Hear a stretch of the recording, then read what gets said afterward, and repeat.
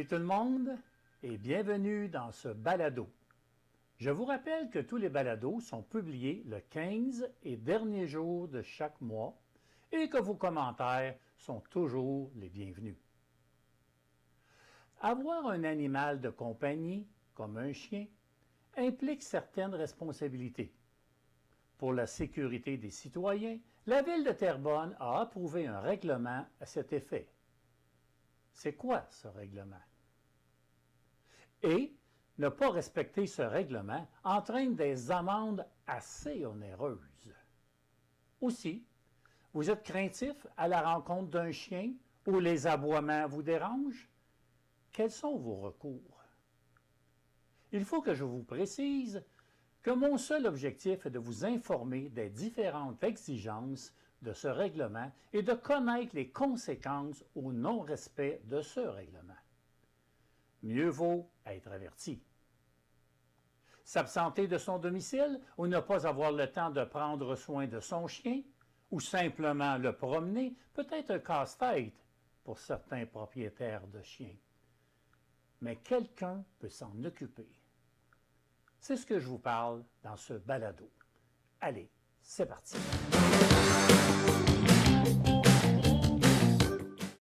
Tout d'abord, la Ville de Terrebonne a adopté en 2020 un règlement numéro 3501 sur la population animale. Au fil des ans, afin d'être adapté à la réalité, ce règlement a été modifié à plusieurs reprises jusqu'en septembre 2024. Outre les membres du corps de police de la Ville de Terrebonne, c'est la SPCA Lanaudière, Basse-Laurentide, qui est mandatée pour l'application de ce règlement. Entre autres, pour répondre aux plaignants et pour l'émission de constats d'infraction. Grosso modo, regardons ensemble brièvement ce règlement. Certes, il y a des particularités et je vous invite à télécharger le règlement sur le site web de la Ville de Terrebonne. Tout d'abord, que ce soit le propriétaire d'un chien ou son gardien, le règlement doit être observé. Un gardien est le propriétaire du chien ou autre personne qui donne refuge au chien, le nourrit et l'accompagne. Comme par exemple, si je promène ou garde le chien de mon voisin, je suis le gardien. Donc, si je ne respecte pas le règlement, c'est moi qui paie l'amende. De plus, si le propriétaire ou gardien est mineur, ce sont les parents ou le tuteur qui doit rencontrer les exigences du règlement. Donc, s'il y a constat d'infraction qui est émis, ce sont les parents ou le tuteur qui doit en assumer les frais. Regardons ensemble les principales exigences de ce règlement. Premièrement, l'exigence primordiale de ce règlement est le permis obligatoire pour chien, qu'on appelle aussi licence ou médaille. Chaque année, les propriétaires ou gardiens, selon le cas, doivent renouveler ou se procurer une médaille au coût de 30 $ auprès de la SPCA Lanaudière Basse-Laurentide. La médaille peut être obtenue via le site web de la SPCA ou à différents endroits identifiés par la Ville de Terrebonne. Pour les personnes de 65 ans et plus, le permis ou médaille est gratuit. La licence est annuelle et valide du 1er janvier au 31 décembre. Il faut se procurer ce permis avant le 31 janvier de chaque année. Après cette date, un constat d'infraction pourrait être émis. Un petit avertissement amical. N'oubliez pas que si c'est pour un renouvellement, la SPCA a déjà vos coordonnées dans ses dossiers. C'est facile de vous contacter après le 31 janvier pour un rappel, accompagné d'un constat d'infraction. Je vous dis ça de même. Quelles sont les amendes si on ne respecte pas ce règlement? 250 à 750 $ si on n'a pas fait l'acquisition obligatoire d'une médaille ou si le chien ne porte pas sa médaille. De plus, le chien peut être capturé et gardé à la fourrière. Un chien doit porter une médaille 30 jours après son acquisition. Un chiot de plus de 3 mois doit avoir une médaille. Aussi, c'est une amende de 250 à 750 $ si l'on fournit de faux renseignements lors de l'acquisition de la médaille. Deuxièmement, sur un terrain privé, même si votre chien est dans votre cour arrière, il doit être accompagné par vous ou être attaché si votre cour n'est pas clôturée, l'empêchant de sortir. Des amendes sont prévues de 100 $ à 300 $ pour une première infraction, 300 $ à 1000 $ pour une deuxième infraction et 1000 à 2000 $ pour une troisième infraction. Troisièmement, dans certains cas, votre chien peut devoir porter un licou ou un harnais et c'est une exigence gouvernementale, la loi 128. La Ville de Terrebonne a l'obligation d'appliquer cette mesure. Dans un lieu public, un chien de 20 kg ou 44 livres doit porter en tout temps, attaché à sa laisse, un licou ou un harnais. La laisse doit avoir une longueur maximum de 1,85 mètres ou 6 pieds. Je vois souvent des laisses rétractables dans un dispositif permettant d'allonger ou de diminuer la longueur. On dirait des fois, c'est comme des cordes à linge. C'est long, ça n'a pas de maudit bon sens. Pas de licou, pas d'harnais ou laisse trop longue, une amende de 500 $ à 1500 $. Ça fait mal au portefeuille. Quatrièmement, un chien ne peut se trouver sur une propriété appartenant à une autre personne autre que son propriétaire ou gardien, à moins que la présence du chien ait été autorisée expressément.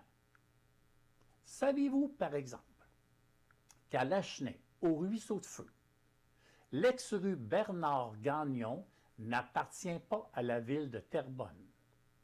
Donc, ce n'est pas un terrain public, mais une propriété privée. Donc, en principe, et je dis bien en principe, il serait interdit d'y promener son chien. Encore là, pour cette interdiction, l'amende est de 500 à 1500 $. Cinquièmement, un chien qui jappe continuellement, qui constitue une source d'ennui et de désagrément pour le voisinage, est présumé troubler la paix. Pour rapporter cette nuisance, vous pouvez contacter la SPCA Lanaudière Basse-Laurentide au numéro 450-222-1112. Des amendes sont prévues de 100 à 300 $ pour une première infraction, 300 à 1000 $ pour une deuxième infraction et 1000 à 2000 $ pour une troisième infraction.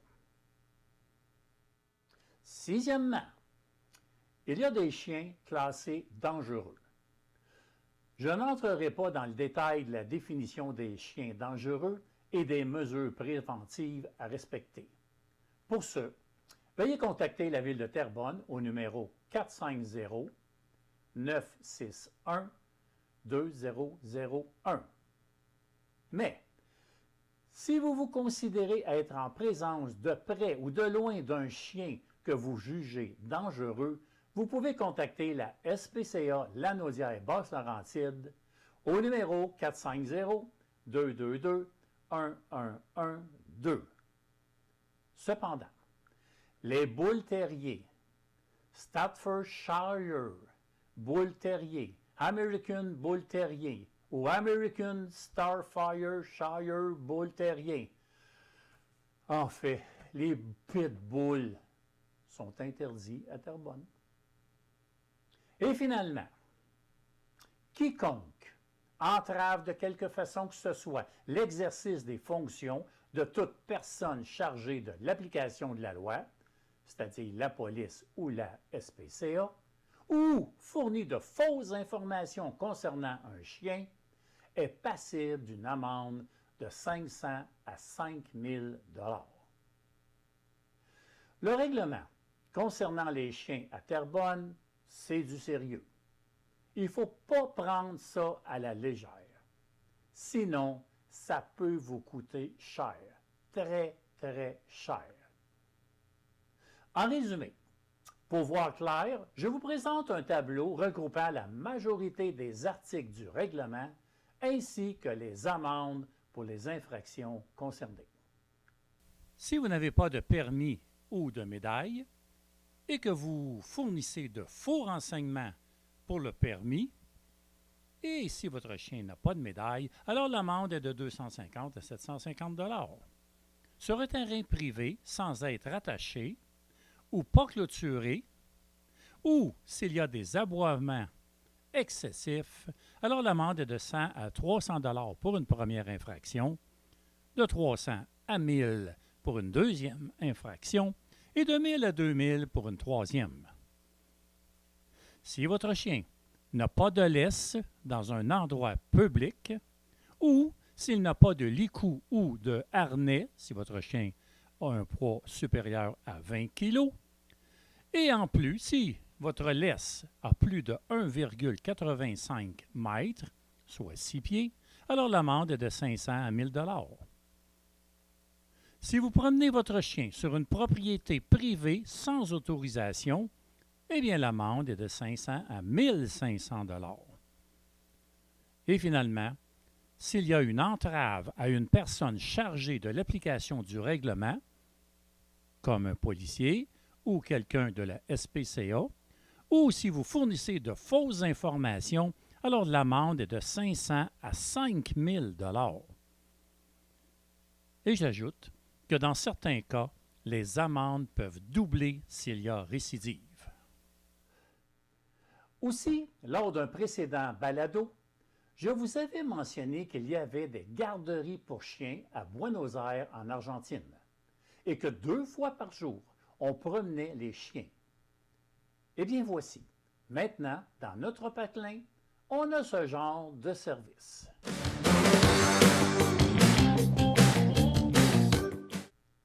Lors du dernier balado, j'avais mentionné que lorsque j'avais été en Argentine, à Buenos Aires, j'avais remarqué qu'il y avait des garderies pour chiens. Alors, les propriétaires, le matin, vont mener leurs chiens à la garderie. Et là, on s'occupe des chiens, on les brosse, on les nourrit, on les promène. Et ça m'avait fasciné. Et là, je m'étais demandé, est-ce qu'on a les mêmes services ici dans Terrebonne? Eh bien, oui. On a ces mêmes services. Et justement, j'ai rencontré Maxime. Alors, Bonjour. salut Maxime. Okay. Enchanté. Alors, Maxime, tu offres un peu ce genre de service-là dans Terrebonne. Hein? Oui, ben, ce genre de service-là, c'est-à-dire que moi, je n'ai pas une garderie, c'est moi qui se déplace en fait. Je vais voir l'animal, puis il faut dire que j'offre ça pour les chiens avec qui j'ai déjà un lien, parce qu'à la base, moi, je suis promeneur. Okay. Donc, il faut dire qu'un chien, à la base, c'est très gardien, puis on utilise depuis très longtemps les chiens comme chien de garde pour nous protéger. Fait que rentrer dans la maison d'un chien que je connais pas, ben, premièrement, ça peut être déstabilisant pour l'animal, puis moi, ça peut me mettre à risque de morsure, tout ça, même pour un chien qui est super gentil, chien de famille, tout ça. Donc, vraiment, moi, ce que je fais, c'est qu'à la base, je promène et j'ai certains sporadiques avec qui j'ai déjà un lien avec le chien que je peux aller garder, par exemple. Donc, il faut que tu connaisses le chien avant. Oui, ben, je demande de venir rencontrer. Moi, je fais toujours une rencontre gratuite, une rencontre d'évaluation qu'on appelle. Fait que j'apprends à connaître le chien, je vois si ça fit aussi parce que, tu sais, autant avec les humains, des fois, il peut y avoir des mauvais fits. Tu sais, moi, j'ai mon énergie, le chien a ses expériences. Ouais. Donc, ça peut arriver que je ne sois pas nécessairement la meilleure personne. Puis dans ce temps-là, moi, j'ai une liste d'autres promeneurs ou de gens qui offrent les services à référer. Donc, c'est ça. Puis moi, ça me permet, entre autres, d'être en sécurité parce qu'à partir du moment où le chien te connaît, ben c'est sûr que c'est plus facile d'aller dans son environnement que lui, il protège. Mais toi, est-ce que tu fais ça à plein temps ou... Moi, dans le fond, je dirais plus temps partiel. Je fais à peu près 3 chiens par jour. Fait que je ne le fais pas toute ma journée, mais tu sais, on pourrait pas dire que je promène 30 heures. Tu sais, j'ai d'autres occupations. Donc, c'est ça. est-ce que tu es en pause études? Oui, ben justement, moi, j'étudie dans ça pour être entraîneur canin. OK. Dans le fond, j'ai fait 1 mois de formation à la brigade canine. Que c'était vraiment comme les chiens pouvaient venir, des chiens qui avaient certains problèmes comportementaux. Puis à ce moment-là, ils pouvaient passer un court séjour parmi nous. Tu sais, c'était par exemple un 3 jours, ils revenaient une semaine, 3 jours, semaine. Puis on pratiquait ces comportements-là. OK. Donc, j'ai vraiment beaucoup appris, c'est ça, pour ce qui est de travailler peut-être avec des chiens qui ont certains bons comportements à prendre. J'ai beaucoup appris pour la marche au pied et tout ça. Mais après ça, j'ai décidé que je me dirigeais plus vers les chiens d'assistance. Donc, c'est pour ça que, dans le fond, là, je commence en juin, puis je suis inscrit à l'Académie Chien, qui est une école qui peut amener les gens à former leurs chiens d'assistance. C'est quoi un chien d'assistance? Un chien d'assistance, dans le fond, ben, il y a différents types. Par exemple, chez Mira, on peut voir des chiens qui sont plus pour les déficiences visuelles, il y a aussi pour les enfants autistes. Mais moi, ce dans quoi je veux me spécialiser, c'est les chiens qui sont ce qu'on appelle des chiens qui vont aider au niveau émotionnel. Donc, c'est beaucoup avec des gens qui ont, par exemple, de l'autisme, de l'anxiété, des chocs post-traumatiques. Donc, on va vraiment apprendre aux chiens, premièrement, les bases, parce que c'est sûr qu'un chien qui va tirer comme ça, qui va réagir aux écureuils, c'est Ouais. peut-être pas la meilleure option. Fait que, tu sais, premièrement, il va avoir la maternelle chiot, il va avoir la formation. Et après ça, il y a plein de choses qui vont être apprises. Puis encore là, tu sais, moi, je te dis ce que je suis en surface. Là, comme je te dis, la formation, je vais la commencer. Mais de ce que j'en ai compris, c'est que le chien va apprendre un peu à comprendre le non-verbal de l'humain, tout ça, reconnaître le stress, puis un peu savoir comment se diriger par rapport à ça. C'est où tu suis ces cours-là? Ben là, la formation que je suis inscrit, c'est à Sainte-Thérèse. À Sainte-Thérèse, ah, Ouais, c'est quand même dans le coin, c'est pas trop loin. ouais, c'est ça. Mais maintenant, si les gens euh, veulent te rejoindre, soit pour promener leur chien ou pour, comme tu dis, il y avait une première entrevue que tu voulais faire avec les chiens pour bien les connaître, comment est-ce qu'ils font pour te rejoindre? Ben moi, c'est principalement par les réseaux sociaux. Tu sais, j'avais essayé de faire des pamphlets, tout ça. Puis ça, j'ai eu pratiquement aucune réponse avec ça. C'est vraiment par les réseaux sociaux que ça s'est fait. Puis c'est ça, j'ai aussi une page Facebook. La page Facebook, c'est Monsieur Toutou. Puis c'est pas nécessairement une page promotionnelle parce qu'en toute honnêteté, moi, présentement, j'ai beaucoup de clients. J'en prends pas des nouveaux pour l'instant. Mais ce que je fais sur cette page-là, c'est vraiment, je partage un peu le quotidien de ce que c'est. Je vais mettre des photos des beaux moments, je vais souligner les petites victoires des chiens avec qui je travaille. Fait que ça peut vraiment être même pour quelqu'un qui n'a pas un chien, aller sur la page Facebook, puis vous pouvez, c'est ça, voir ça. Tu sais, ça peut être super thérapeutique aussi par exemple, une journée qui fait super froid, tu sais, je vais mettre un de mes clients qui dit ah, gardons le sourire, des choses comme ça. Puis c'est sûr que là, présentement, je ne prends pas de clients, mais que en tant que plus tard, ça peut être aussi une façon de me rejoindre. Mais si tu dis, donc présentement, tu ne pourras pas avoir des nouveaux clients.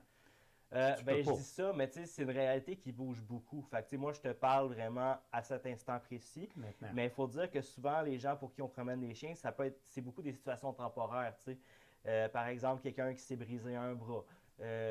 Quelqu'un, mettons, une nouvelle naissance dans la famille. Pour une période, la personne a moins le temps. Fait que, Ah, tu sais, OK. je dis pas, je prends aucun client, mais je dis juste qu'à la base, si j'ai fait Présentement. si j'ai fait cette page-là présentement, c'est pas parce que c'était pas comme outil promotionnel, mais ça peut vraiment être utilisé par tout le monde, tu sais, pour voir un peu le quotidien, voir les petites victoires de mes toutous que j'appelle. Donc, c'est ça. Donc, mais présentement, tu ne prends pas de nouveaux clients parce que son agenda est plein. Mais disons, dans quelques temps, 1 mois, 2 mois, si quelqu'un aurait besoin de promener un chien ou prendre soin de son chien, là, à ce moment-là, tu es ouvert à avoir des nouveaux clients. Ouais, puis tu sais, peut-être même que tu sais, ça peut bouger, tu sais, c'est quelque Ça chose. bouge, Tu sais, c'est moi, ça. je fais mes horaires à la semaine, tu sais, fait que OK. j'ai pas de réservation pour les 3 prochains mois, fait que je dis ça, mais dans la prochaine semaine, ça peut changer aussi. Tu sais, les gens ont pas, une fois que je promène leur chien, j'ai pas de contrat qui dit pour 6 mois, rien de ça. Est-ce que tu gardes des chiens à long terme? Par exemple, quelqu'un veut partir en voyage, part une semaine en voyage. Est-ce que tu peux garder ce chien?